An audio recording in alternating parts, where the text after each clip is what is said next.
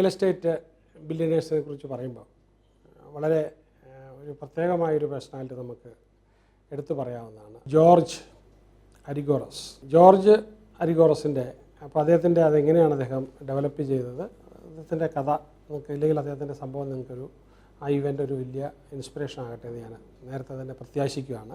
അദ്ദേഹത്തെക്കുറിച്ച് എന്താണ്, നല്ലൊരു ബിസിനസ്മാനാണ് അദ്ദേഹം. അദ്ദേഹത്തിന് ഒരുപാട് സ്കൂൾ ഓഫ് ബിസിനസ്സൊക്കെ അദ്ദേഹത്തിൻ്റെ പേരിലുണ്ട്.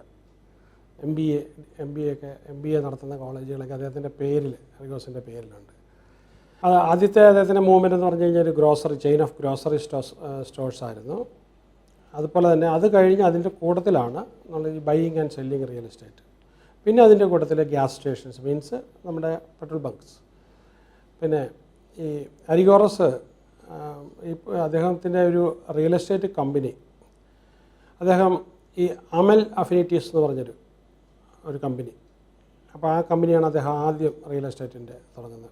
പിന്നെ ഒരു പ്രോപ്പർട്ടി മാനേജ്മെൻറ്റ് കമ്പനി. എനിക്ക് ശരിക്കും പറഞ്ഞാൽ കേരളത്തിൽ ഇല്ലാത്തൊരു ഓപ്പർച്യൂണിറ്റിയാണ് ഈ പ്രോപ്പർട്ടി മാനേജ്മെൻറ്റ്. ഉണ്ടെന്നൊക്കെ ചിലർ അവകാശപ്പെടുന്നുണ്ട്, പക്ഷേ എനിക്ക് പെട്ടെന്ന് നോക്കിക്കഴിഞ്ഞാൽ പ്രോപ്പർട്ടി മാനേജ്മെൻറ്റ് കമ്പനി ഞാനതെന്താണെന്ന് പറയാം, ഇതിൻ്റെ താഴേക്ക് വരുമ്പോൾ ഞാൻ പറയാം.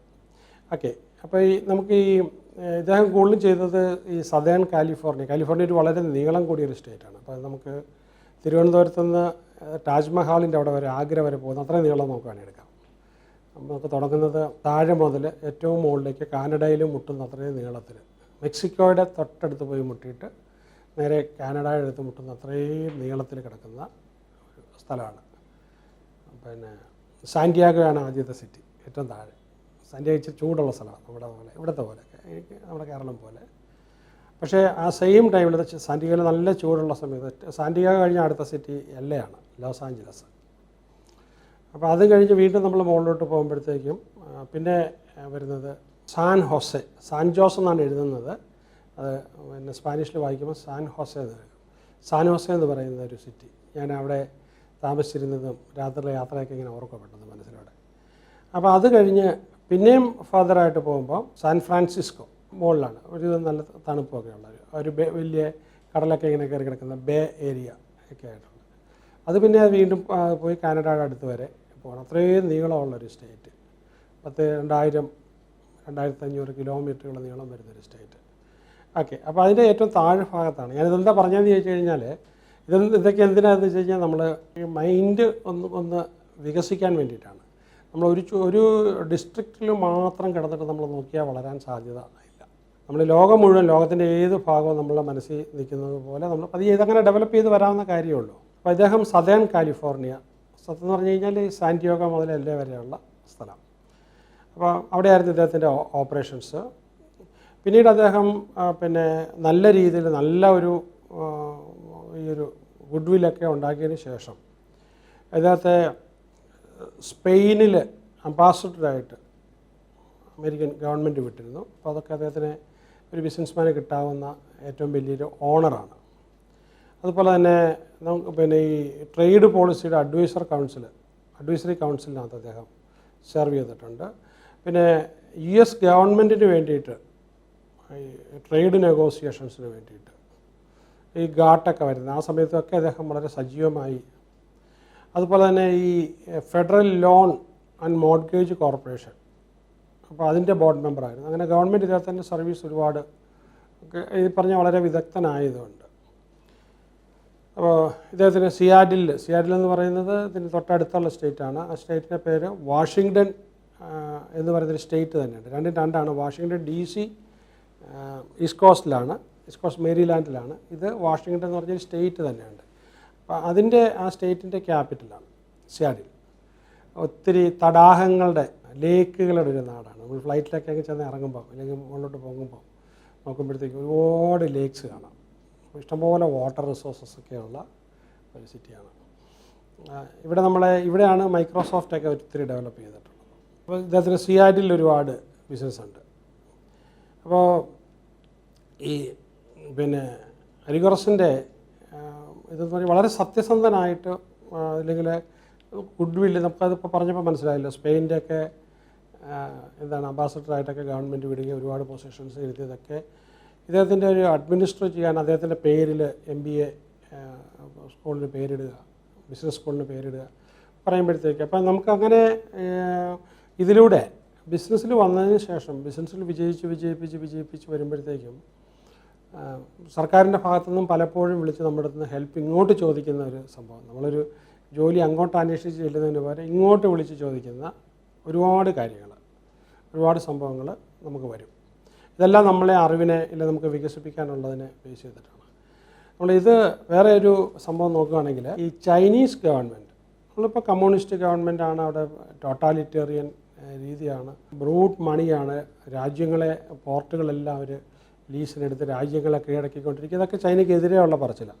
പക്ഷേ ചൈനയ്ക്ക് വളരെ പോസിറ്റീവായിട്ട് പറയുമ്പോൾ ഈ ഷീ ജിൻപിങ് എന്ന് പറയുന്ന ചൈനയുടെ പ്രസിഡൻറ്റ്, ഇദ്ദേഹത്തിന് വളരെ നേരത്തെ തന്നെ അദ്ദേഹം പ്രസിഡൻ്റൊക്കെ ആകുന്നതിന് മുമ്പ് തന്നെ അദ്ദേഹത്തിന് കിട്ടിയിട്ടുള്ള അസൈൻമെൻറ്റിൽ അദ്ദേഹം ഒരു കാര്യം തീരുമാനം എടുക്കുന്നതിന് മുമ്പ് അതുമായിട്ട് ലോക എക്സ്പേർട്ടുകൾ, പല കൺസൾട്ടൻസി കമ്പനികൾ, American consultancy company, Singapore based consultancy company, ആ ഏരിയയിലുള്ള ഏറ്റവും വലിയ എക്സ്പേർട്സിന് ഹ്യൂജ് എമൗണ്ടൊക്കെ കൊടുത്ത് ഇതിനെ ഡെവലപ്പ് ചെയ്യും. എന്നിട്ട് അവരിൽ നിന്ന് എല്ലാ അറിവും കിട്ടി, അവരിൽ നിന്ന് ഒരു ബ്ലൂ പ്രിൻ്റ് എന്താണ് ചെയ്യാൻ പോകുന്നതെന്ന് ഓരോ ഇഞ്ച് ടു ഇഞ്ച് എന്താ ചെയ്യാൻ പോകുന്നതെന്നുള്ളൊരു തീരുമാനമായതിന് ശേഷമാണ് അവർ ആ ലാൻഡിൽ തൊടുന്നത്, ലാൻഡ് ക്ലീൻ ചെയ്യുന്നത്. ഓക്കെ, നിങ്ങൾ ആക്ച്വലി ഈ ചൈനീസ് നമ്മൾ ചുമ്മാ ചൈന എന്ന് പറയുന്നതിന് പകരം നിങ്ങൾ ബീജിങ്ങിലൊന്ന് പോകണം. ലൈഫിലൊരു വലിയ അനുഭവമായിരിക്കും ബീജിങ്ങിലൂടെ യാത്ര ചെയ്യുന്നത്. അമേരിക്കയിൽ ഒരുപാട് സ്ഥലത്ത് യാത്ര ചെയ്തിട്ടുള്ള ഒരാൾ നമ്മൾ ബീജിങ്ങിലൊക്കെ വരുമ്പം അമേരിക്ക കഴിഞ്ഞും ഫാർ എഹഡ് നമുക്ക് കാണാൻ പറ്റും. അതേപോലെ തന്നെ ചൈനയുടെ ഓരോ പ്രദേശത്തിനും ഓരോ പ്രത്യേകതയുണ്ട്.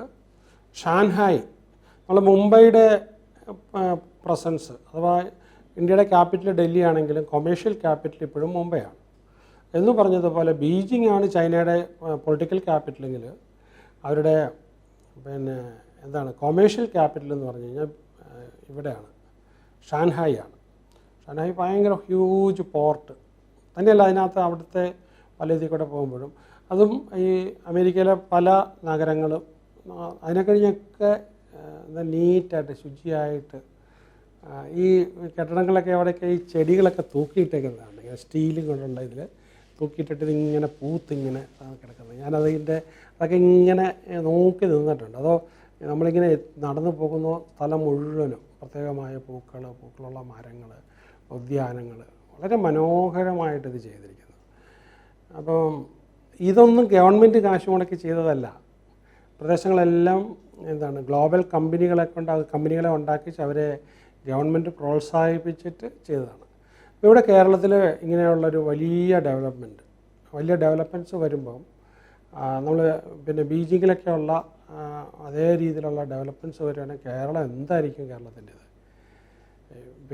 ബീജിങ്ങിലൊക്കെ നമ്മൾ ചില സമയത്ത് തണുത്ത് വിറച്ച്, ഞാനൊരിക്കൽ പോയപ്പോഴത്തേക്കും അവിടെ ചെന്ന് ഇറങ്ങിയപ്പോൾ നോക്കിയപ്പോഴത്തേക്കും എൻ്റെ ഒരു ഗ്ലൗസ് കാണാനില്ല. ഗ്ലൗസ് എന്ന് പറഞ്ഞാൽ നമ്മൾ കംപ്ലീറ്റ് അപ്പം ഒരു ഗ്ലൗസ് കാണാനില്ല.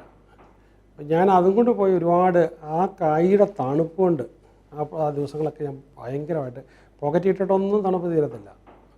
അത്രയും തണുപ്പ് അതിൽ നിന്ന് നമ്മൾ കയറിക്കൊണ്ടിരിക്കുന്നത്. അപ്പോൾ എന്താണ് നമുക്ക് ഇതിൽ കൂടെ ഇത് ചെയ്യാൻ പറ്റുമെന്ന് പറഞ്ഞു കഴിഞ്ഞാൽ ഇതേപോലുള്ള ഡെവലപ്മെൻറ്റ്സൊക്കെ കേരളത്തിൽ വരണം.